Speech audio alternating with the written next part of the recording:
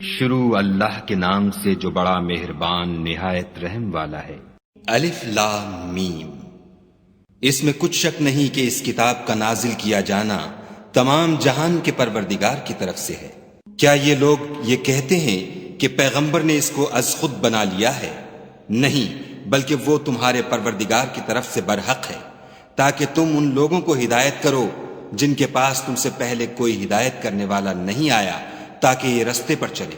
خدا ہی تو ہے جس نے آسمانوں اور زمین کو اور جو چیزیں ان دونوں میں ہیں سب کو 6 دن میں پیدا کیا، پھر عرش پر قائم ہوا۔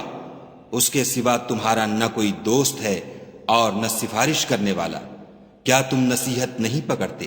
وہی آسمان سے زمین تک کے ہر کام کا انتظام کرتا ہے، پھر وہ ایک روز جس کی مقدار تمہارے شمار کے مطابق 1000 برس ہوگی، اس کی طرف صعود اور رجوع کرے گا۔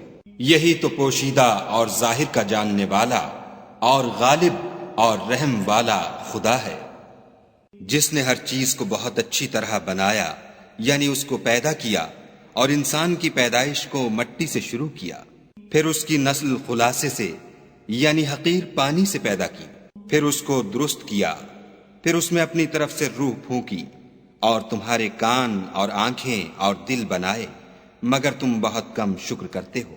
اور کہنے لگے کہ جب ہم زمین میں ملیا میٹ ہو جائیں گے تو کیا از سر نو پیدا ہوں گے؟ حقیقت یہ ہے کہ یہ لوگ اپنے پروردگار کے سامنے جانے ہی کے قائل نہیں۔ کہہ دو کہ موت کا فرشتہ جو تم پر مقرر کیا گیا ہے تمہاری روحیں قبض کر لیتا ہے، پھر تم اپنے پروردگار کی طرف لوٹائے جاؤ گے، اور تم تعجب کرو جب دیکھو کہ گناہ گار اپنے پروردگار کے سامنے سر جھکائے ہوں گے، اور کہیں گے کہ اے ہمارے پروردگار، ہم نے دیکھ لیا اور سن لیا، تو ہم کو دنیا میں واپس بھیج دے کہ نیک عمل کریں، بے شک ہم یقین کرنے والے ہیں۔ اور اگر ہم چاہتے تو ہر شخص کو ہدایت دے دیتے، لیکن میری طرف سے یہ بات قرار پا چکی ہے کہ میں دوزخ کو جنوں اور انسانوں سب سے بھر دوں گا۔ سو اب آگ کے مزے چکھو، اس لیے کہ تم نے اس دن کے آنے کو بھلا رکھا تھا۔ آج ہم بھی تمہیں بھلا دیں گے، اور جو کام تم کرتے تھے ان کی سزا میں ہمیشہ کے عذاب کے مزے چکھتے رہو۔ ہماری آیتوں پر تو وہی لوگ ایمان لاتے ہیں کہ جب ان کو ان سے نصیحت کی جاتی ہے تو سجدے میں گر پڑتے اور اپنے پروردگار کی تعریف کے ساتھ تسبیح کرتے ہیں اور غرور نہیں کرتے۔ ان کے پہلو بچھونوں سے الگ رہتے ہیں، اور وہ اپنے پروردگار کو خوف اور امید سے پکارتے، اور جو مال ہم نے ان کو دیا ہے اس میں سے خرچ کرتے ہیں۔ کوئی متنفس نہیں جانتا کہ ان کے لیے کیسی آنکھوں کی ٹھنڈک چھپا کر رکھی گئی ہے۔ یہ ان اعمال کا صلہ ہے جو وہ کرتے تھے۔ بھلا جو مومن ہو وہ اس شخص کی طرح ہو سکتا ہے جو نافرمان ہو؟ دونوں برابر نہیں ہو سکتے۔ جو لوگ ایمان لائے اور نیک عمل کرتے رہے ان کے رہنے کے لیے باغ ہیں، یہ مہمانی ان کاموں کی جزا ہے جو وہ کرتے تھے۔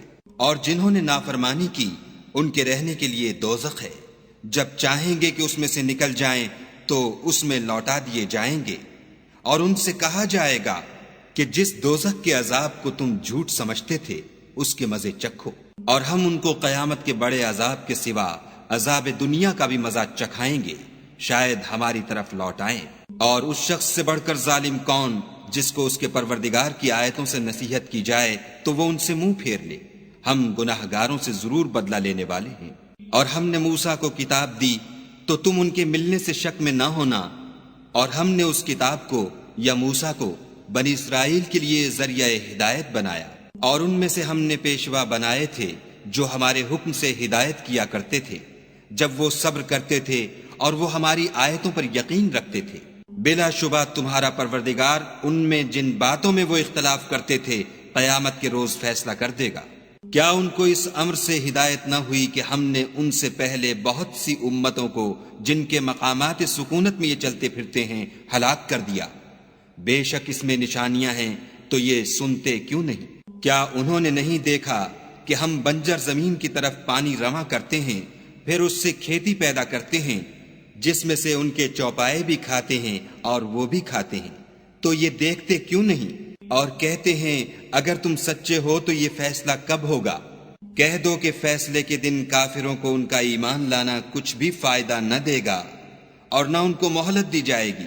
تو ان سے منہ پھیر لو اور انتظار کرو، یہ بھی انتظار کر رہے ہیں۔